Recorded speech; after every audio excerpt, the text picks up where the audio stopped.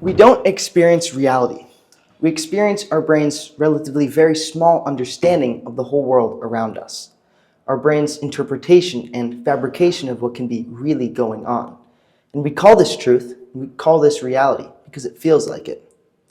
Come on in and let's explore how we can relate this concept to living our best life, learning, growing, developing, and understanding the world in ways we might not have thought of before.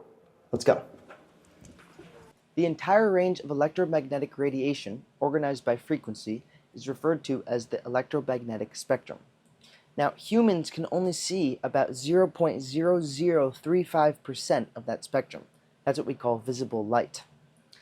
That means that we are blind to over 99% of the world. The same concept goes for other senses, like hearing. We as humans can only hear from 20 hertz to about 20 kilohertz. And there are other animals that have a wider range of hearing, but so much is left unheard to humans. There's even a certain spot in our retina where the optical nerve and blood vessels connect in the back of the eye that lack photoreceptor cells. Our brain fills in the gap based on what other information it sees around us.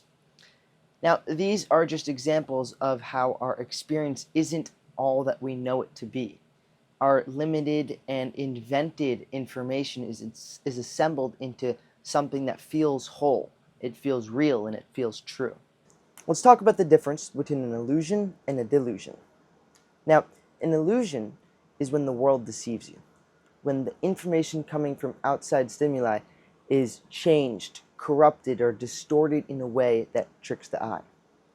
A delusion is when the inside deceives you, when your mind warps or filters or invents meaning that isn't right there. Both can fall under the banner of deception, and that's what we're exploring. Now, an illusion is an external deception that happens to you, and delusion is an internal deception that happens from you or in you. An important thing to understand here is that whatever circumstance is real or not, it feels real in the brain. And that relates directly to what I mentioned in the beginning, which is we perceive a model built by the brain. We don't perceive and experience the actual thing. We experience our brain's interpretation and many times fabrication of the thing. So what can be very false can feel very real. And what can be very real can feel very false inside of us.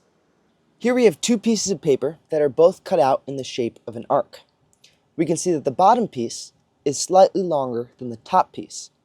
Now, this seems accurate, but in reality, this is because your brain is doing exactly what it does all the time, which is taking incomplete information and filling in the gaps. This can be called perception. Now, what happens if we move the top piece below the bottom piece? Now it becomes bigger. In reality, both these cutouts are actually the exact same size. Yet, the shape and position of the cutouts deceive your brain into thinking something else. This is an illusion. Now, there are many different types of illusions, just like this one. In fact, there's many that can show how easily our brain can be deceived far better than this one can. But this was just easy enough to recreate at my desk in my dorm.